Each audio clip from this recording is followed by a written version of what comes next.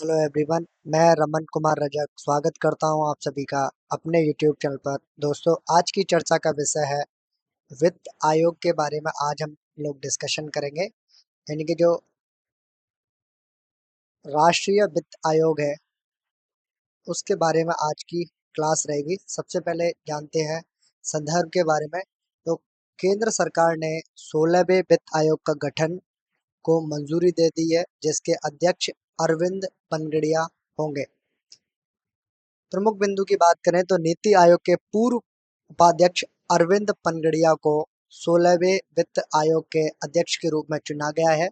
ऋत्विक रंजनम पांडे को इस आयोग का सचिव नियुक्त किया गया है और ये जो आयोग है वो 1 अप्रैल 2026 से अगले 5 साल के लिए अपनी सिफारिशें देगा और यह आयोग 31 अक्टूबर 2025 तक अपनी रिपोर्ट सौंपेगा और अन्य जो सदस्य हैं उसकी अभी घोषणा नहीं की गई है।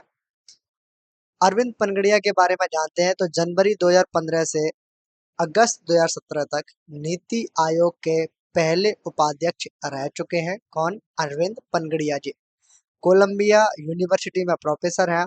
G20 मीटिंग में उन्होंने भारत के शेरपा के रूप में काम किया। तुर्की 2015, चीन 2016 और जर्मनी 2017 की अध्यक्षता के दौरान G20 की मीटिंग में भारतीय टीम का नेतृत्व कर चुके हैं। एशियन डेवलपमेंट बैंक के पूर्व मुख्य अर्थशास्त्री भी रह चुके हैं। मार्च 2012 में इन्हें पद्म भूषण से सम्मानित किया गया था। वर्ष 1978 से 2003 तक मैरीलैंड यूनिवर्सिटी, जो कि यूएसए में है, वहां पर इन्होंने इकोनॉमिक्स पढ़ाया है। विश्व बैंक और आईएमएफ के विभिन्न पदों पर यह कार्य कर चुके हैं और प्रिंसटन यूनिवर्सिटी, जो कि अमेरिका में है, वहां से अर्थशास्त्र में इन्होंने पीएचडी की डिग्री हासिल की है। वित्त आयोग के बारे में बात करें तो इसका जिक्र भारत के संविधान में अनुच्छेद 280 के अंतर्गत इसकी व्यवस्था की गई है और यह एक अर्ध न्यायिक निकाय है जिसका गठन राष्ट्रपति द्वारा प्रत्येक 5वें वर्ष या आवश्यकता अनुसार उससे पहले किया जाता है।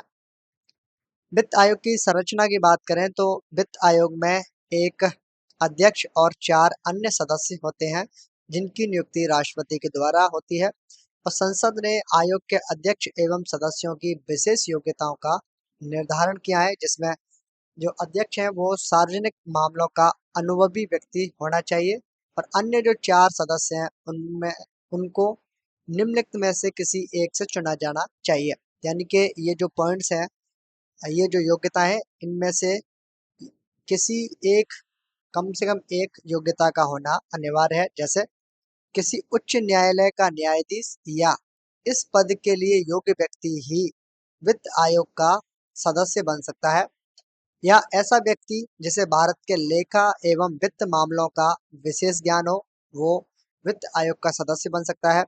ऐसा व्यक्ति जिसे प्रशासन और वित्तीय मामलों का व्यापक अनुभव हो, या ऐसा व्यक्ति जो अर्थशास्त्र का विशेष ज्ञाता हो, वो व्यक्ति वित्त आयोग का सदस्य बन सकता है। वित्त आयोग के कार्य कौन से हैं?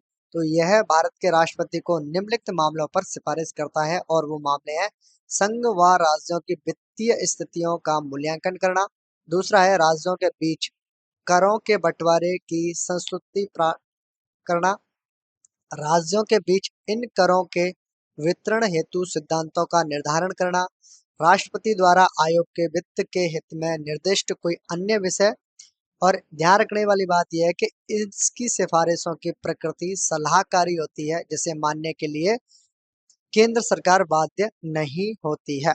तो आज की क्लास में हम लोगों ने वित्त आयोग के बारे में जाना और उससे संबंधित जो महत्वपूर्ण जो आर्टिकल नंबर है 280 उसके बारे में जाना।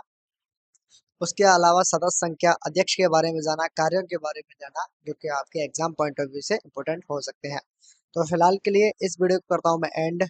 ये है इस वीडियो का। धन्यवाद।